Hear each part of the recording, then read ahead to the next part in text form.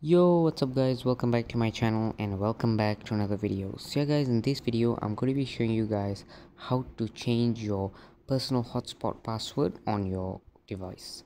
So for those of you guys who don't know what personal hotspot is, it's basically when you share your data to connect to other devices. So for this video I am using a Huawei Nova 7i. For all of my Huawei users out there, the settings will be quite similar, and for those of you guys who are using other Android devices, the settings won't be 100% similar. Maybe the names will be different slightly, but you guys can try to follow it and it should work. So let's get straight into the video. So first of all, what you guys are going to want to do is open up your settings. And once you open up your settings, some devices may have a separate setting for mobile network and personal hotspot. So if you open up mobile network and you don't see personal hotspot, you guys may have to look for it, or you guys could just go to the search bar and look for it. So from mobile network, on my device, the fourth option, as you guys can see, personal hotspot.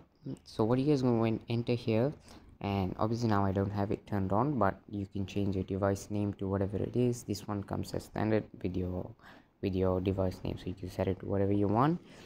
And the second option, password, this is which one you really must change, so which is the point of this video. So you can change it to anything else you want. I'm just gonna clear whatever it was. And personally, nobody can actually use your personal hotspot if you don't have it turned on.